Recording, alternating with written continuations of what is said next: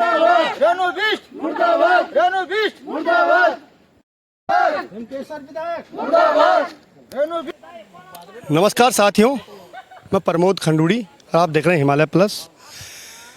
जिस प्रकार के लगातार इस समय उत्तराखंड और हिमाचल में जो आपदा ने अपना कहर बरपाया, उससे कई गांव जमींदोज हुए हैं, कई भवन, कई होटल व्यवसायों के जो आजीविका थी वो ख़त्म हुई है। और लगातार जो ऐसी जगहों पर जो लोग बसे हैं पहाड़ी के नीचे, वो दहशत में है। अभी मैं पहुंचा हूं यमकेश्वर की ये लास्ट ग्राम पंचायत है आमसौड़, और कोटद्वार से ये 10 से 12 किलोमीटर दूरी पे है, और ये गढ़वाल की पहली ग्राम सभा हम इसको कहेंगे। लेकिन दुर्भाग्य की बात यह है कि इस गांव पे इतना बड़ा संकट आया है, उसके बावजूद भी जो यहाँ के जनप्रतिनिधि हैं, चाहे वो विधायक हो चाहे वो ग्राम प्रधान हो, वो कोई भी इन लोगों के बीच नहीं पहुँचे हैं। अभी कुछ दिन पहले विधायक जी का एक दौरा लगा था। यहाँ की विधायक यमकेश्वर की विधायक जो है रेणु बिष्ट हैं, और उनका दौरा लगा था। गांव वालों का कहना था कि एम के जो विधायिका आई थी और विधायक जी केवल रोड तक आई हैं, और रोड में ही उन्होंने कुछ लोगों से बात की, उसके बाद यहाँ से चलती बनी। साथियों, आखिर ये लोग वोट देते हैं, इनका वोट का जो महत्व है, जब इनको वोट चाहिए होती है तब ये जनप्रतिनिधि इन पगडंडियों को नापते हैं, लेकिन जब इन्हीं लोगों पर संकट आता है तब ये लोग इनके बीच नहीं आते हैं। अभी मैं ग्राउंड जीरो पे हूँ, और ये आमसौड़ के ऊपर ठीक आधा किलोमीटर ऊपर जो पहाड़ी है, आप देख रहे होंगे, पहाड़ी पूरी दरक रही है।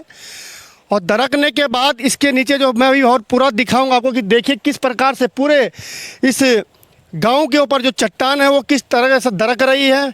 इस ढंग से यहाँ पे पूरे पानी के नए स्रोत पड़े हैं। यहाँ पे जो बादल फटा था, बादल फटने के बाद ज़मीन खोखली हो गई है, और अगले ऐसी अगर बारिशें होती हैं इस गांव के ऊपर पूरा संकट मंडरा रहा है। और उस दिन से इन लोगों के इतने दहशत में हैं कि ये लोग अपने घरों में सो नहीं पा रहे हैं। जैसे ही बारिश होती है, बिजली कड़कती है, अपने घरों को छोड़ के निकल लेते हैं। तो ये सबसे बड़ा प्रशासन को भी देखना चाहिए था कि किस प्रकार से यहाँ पे ये लोग अगर दहशत में, प्रशासन अभी तक इनकी कोई व्यवस्था नहीं कर पाया। प्रशासन ने अभी तक इनको इसका सर्वे नहीं करवाया, जबकि इनको प्रशासन को जो इसका सर्वे करवाना था, भूगर्भीय वैज्ञानिकों से सर्वे करवाना था, क्योंकि जिस प्रकार की जोशीमठ में हुई थी वो स्थिति कहीं यहाँ पैदा ना हो। मेरे साथ कुछ ग्रामीण हैं यहाँ पे, आइए बात करते हैं उन लोगों से कि किस प्रकार के वहाँ के हालात हैं, क्या है। आपका नाम क्या है? सुरेंद्र सिंह आर्य। सुरेंद्र सिंह जी, ये बताएं कि आपके गांव के ऊपर जो स्थिति बनी है कब से बनी है और क्या स्थिति है, कौन कौन लोग यहाँ पे आए? सर ये 23 और 24 को बनी थी। 23 अगस्त और 24 अगस्त को ये भूस्खलन हुआ था। भूस्खलन की रात में हम सभी भाग गए थे, लेकिन हमारे सिर्फ जो पट्टी के पटवारी हैं महिला, तो वो अपने बच्चों को छोड़ के 11 साढ़े 11 बजे रात जो है आमसौड़ में पहुंच गई।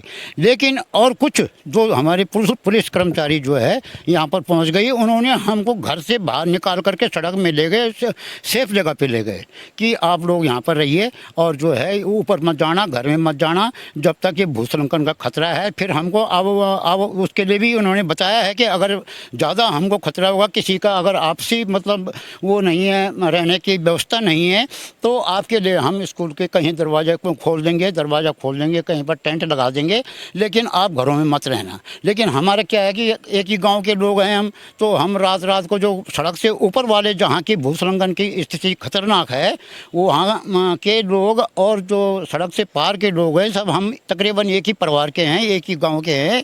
तो हम रात को क्या करते हैं कि शाम को जल्दी रोटी खा करके रात को सोने के लिए वहाँ चले जाते हैं, घरों में नहीं रहते।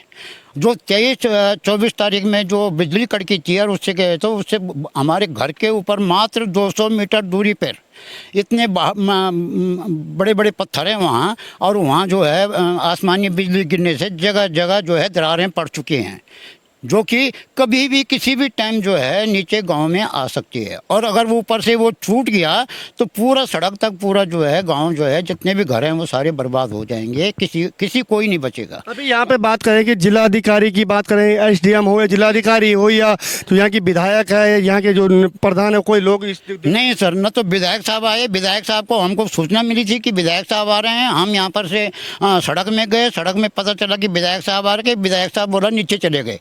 नीचे नीचे अभी आएंगे वो। तो हम जो है सड़क में 1:30 बजे तक बैठे रहे, लेकिन पूरा गांव के महिला पुरुष जितने भी हैं वो सड़क में बैठे रहे, लेकिन विधायक साहब नहीं आई। जी, विधायक नहीं आए और जब वोट की बात होती है तब ये विधायक और जो जनप्रतिनिधि हैं वो घर घर पहुंचते हैं, लेकिन जिस समय इन पे आपदा आई पड़ी है तब इनके बीच कोई नहीं है। भाई साहब क्या कहेंगे आप लोगों को, क्या है स्थिति है? सर, मेरा नाम अनिल सिंह है।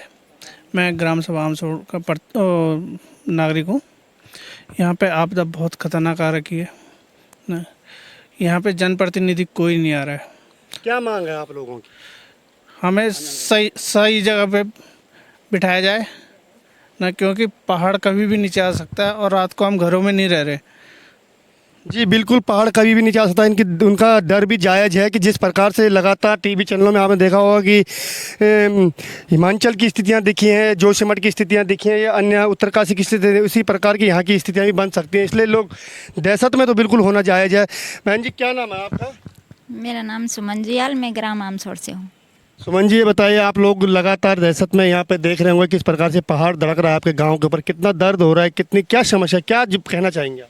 सर, हमें तो बहुत दर्द हो रहा है और बहुत दुख भी है। हमारे यहाँ जो आमसोड़ में जो 20-25 परिवार है, उनको बहुत ही ज़्यादा दहशत है। रात को अपने घर में नहीं रह पा रहे हैं। उनके छोटे छोटे बच्चे हैं, कहाँ जाएंगे वो रात को? और उनकी गायें हैं, बच्चियाँ हैं, सब कुछ है। उतनी मुश्किल से उन्होंने अपने लिए एक आशियाना बना रखा है रहने के लिए। यार, ये पहाड़ ऐसे दरक जाएगा तो कहाँ जाएंगे ये लोग? और 23-24 की तारीख को जो आपदा आई थी उसमें ज़्यादा ही खतरा बना हुआ था। अभी भी मतलब यहाँ पे इतने बड़े बड़े पत्थर अटक रखे हैं। यहाँ पे कोई भरोसा नहीं है कि इस समय वो नीचे आ जाए।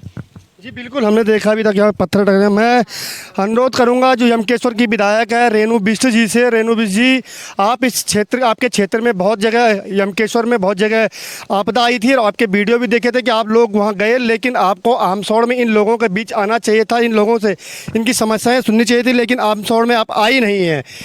आप लोग, नीता जी, आप लोगों के गांव के अंदर ये स्थिति आ गई, पैदा हो गई, भूस्खलन के लगातार गांव की स्थिति दयनीय बनी हुई है, क्या कहेंगे आप? जी सर, सभी दहशत में हैं, सभी दहशत में हैं। गाय बच्चे हमारे कहाँ जाएंगे हम उनको छोड़ के? हमको बोल रहे हैं कि यहाँ से छोड़ के तुम ब्लॉक में चले जाओ, वहाँ कमरा खुला देंगे। हम तो चले जाएंगे, फिर गाय बच्ची कहाँ जाएंगे? छोटे छोटे बच्चे हैं, उनकी भी वो है, परेशानी है। लोगों के घर में कब तक रहेंगे? रात को आधी आधी रात को छोड़ के बच्चों को लेके रास्ते में, सड़क में इधर उधर घूमते रहते हैं। अभी अगर सरकार की बात करेंगे तो क्या चाहते हैं आपकी पौड़ी जिलाधिकारी हो या सरकार हो, उससे क्या संदेश देना चाहिए, क्या मांग है आपकी? क्या मांग है? ये हमको सुरक्षित जगह में भेज दिया जाए, इनको सुरक्षित जगह में विस्थापन इन लोगों का किया जाए, इन लोगों की मांग है।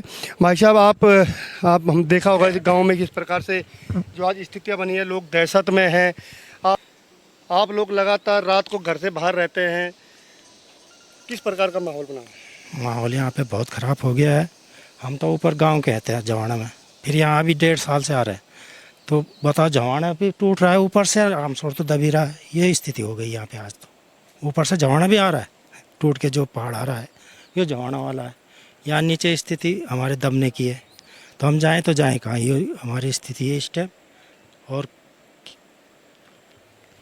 हम जाएं तो जाएं कहाँ, वास्तव में कहाँ जाएं जब इनके पास कोई विकल्प नहीं। एक गांव इसलिए छोड़ा गया कि अभी आपको सबसे बड़ी बात ये बताऊंगा कि इसके ऊपर जो गांव है, झवाना गांव है, वो ये पैदल रास्ता है, इसके बाद पैदल रास्ता बंद है। लेकिन इस गांव में आज तक, आज़ादी के बाद आज तक यहाँ सड़क नहीं पहुँच पाई है। ये दुर्भाग्य का विषय है। विकास के बड़े बड़े दावे सरकार करती है, विकास के बड़े बड़े होल्डिंग सड़कों के किनारे हैं, लेकिन अगर ग्रामीण क्षेत्र के विकास की बात करें कि एक ग्राम पंचायत के लोगों के पास जब सड़क नहीं पहुंची तो वो नीचे पलायन कर गए, और पलायन करने के बाद आज वो गांव भूस्खलन की चपेट में है और वहां पर भी इन लोगों के लिए विस्थापन की व्यवस्था नहीं हो पा रही है। भाई साहब, हमारे साथ जहाँ झवाना के हरीश जुयाल जी हैं। हरीश जुयाल जी ने लगातार इस गांव की सूचना हम लोगों को दी कि सर, हमारा गांव भूस्खलन की चपेट में, यहाँ पे कोई लोग नहीं आ रहे हैं। हरीश जुयाल जी, कितना दूर आपका गांव है सर, क्या स्थिति है? जो यहाँ पर हम लोग बैठे हुए हैं ये पानी के सामने, इससे मेरा गांव जो है 1.5 किलोमीटर ऊपर है, और अन्यथा वहाँ देखने से ही कोई भी कर्मचारी आया नहीं। जो बच्चों की परिस्थिति है नीचे आने की, पढ़ाई लिखाई वाले, और हम लोग जो अपने खाद्यान्न ले जाते हैं यहाँ से, उसमें हमें बहुत कठिनाई हुई, ना हमें रास्ता मिला। अचानक हम फंस गए, बच्चे को पढ़ाने के लिए हमें दिक्कत हो गई। और बच्चों को छोड़ने के लिए हम दूसरे रास्ते आए। कितनी दूर है यहाँ से स्कूल? 2 किलोमीटर है सर, 2 किलोमीटर यहाँ से आमतौर से 2.5 किलोमीटर लगाओ।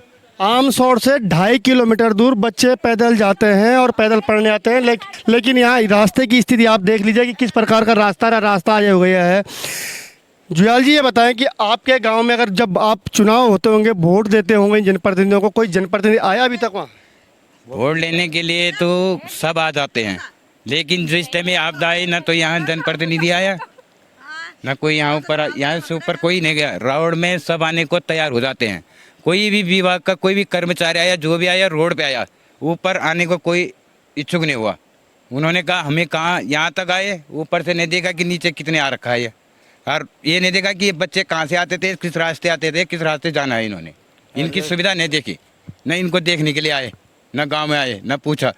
तब मैंने मैडम को फ़ोन किया दुगड्डा GIC में कि ऐसे ऐसी बात है, हमारे बच्चे नहीं आ सकते हैं, हमें जो हमारे बच्चों को 1 हफ्ते की छुट्टी दी जाए।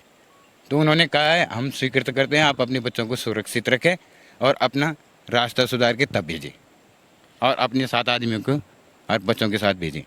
एक तरफ हम आज़ादी का अमृत महोत्सव मना रहे हैं, वहीं दूसरी तरफ आपको ग्रामीण भारत की जो तस्वीर दिखा रहे हैं, जो लोग बयां कर रहे हैं। हम लोग अभी सड़क से कम 1 किलोमीटर ऊपर आए हैं। हर 1 किलोमीटर के बाद अभी 1-2 किलोमीटर यहाँ से और वो ग्राम सभा है। अगर हम वहाँ जा पाएँ तो ठीक है, नहीं जा पाएँ तो हमको आपको उन लोगों की पीड़ा आप तक पहुँचा रहे हैं। और मेरा अनुरोध है इस विधानसभा के क्षेत्र की विधायिका से, जिला अधिकारी से, कि एक बार इस क्षेत्र का भ्रमण किया जाए और यहाँ का सर्वे किया जाए। यदि ये लोग आज इस खतरे से जूझ रहे हैं, भविष्य में इनके साथ कोई अनहोनी ना हो, इससे पहले इनकी व्यवस्था की जाए और इन लोगों की दुख दर्दों के साथ आप खड़े हों।